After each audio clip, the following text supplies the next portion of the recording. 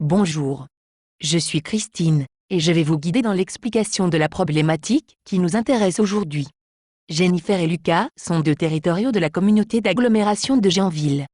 Lucas a des problèmes, car il s'est lancé dans la négociation des procédures adaptées. Jennifer va voir Lucas dans son bureau. Je vous laisse regarder la suite. Bonsoir Lucas. Il est tard. Que fais-tu encore à cette heure? Bonsoir Jennifer. Je me suis lancé dans un marché à procédure adaptée, je ne m'en tire pas. Raconte-moi cela. Tu te rappelles le marché de petits travaux pour rénover la bibliothèque du quartier des Pins Blancs? Parfaitement. Cette bibliothèque se trouve dans un quartier un peu agité et le conseil de l'agglo de Jeanville avait voté des travaux pour la rajeunir. En effet. L'objectif des élus était d'être attractif et d'inciter davantage de jeunes à y venir. Et ce n'est pas fini? Pas du tout. J'ai voulu innover. Innover? Comment cela? J'ai introduit de la négociation dans le marché public. De la négociation? Tu aimes le risque. J'ai voulu bien faire. Je pensais que la négociation avec les candidats nous permettrait d'avoir des solutions plus innovantes.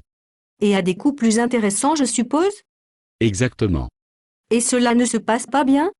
C'est le moins que l'on puisse dire. Raconte-moi cela. Écoute bien alors. Vous voyez. Lucas a l'air désolé.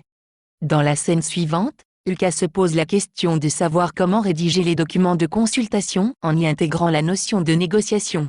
Regardez la suite. Voyons. Suite à la formation sur les marchés publics que j'ai suivie il y a peu de temps, je crois qu'il faut préciser dans les documents de consultation que je veux négocier. En fait, je ne suis pas certain d'avoir besoin de négocier.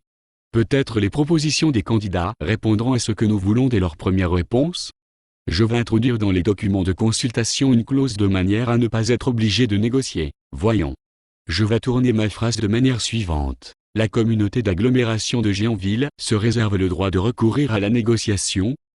Avec une précaution comme celle-là, je ne serai pas obligé de négocier.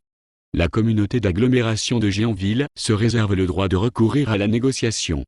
Cela a l'air parfait. Et de plus, je ne négocierai qu'avec les entreprises qui me semblent les plus intéressantes. Ce serait une perte de temps de négocier avec toutes. Et je négocierai principalement le prix. Car c'est l'essentiel. Je crois que je suis prêt.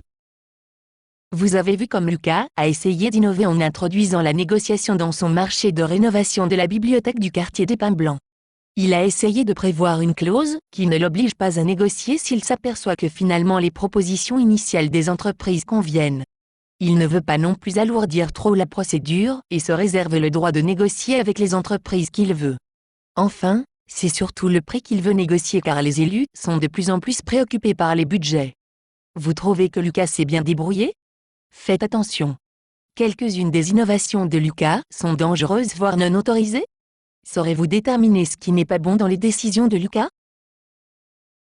Réfléchissez bien. Et n'hésitez pas à revoir la vidéo. Bon travail et tenez-moi au courant. À bientôt.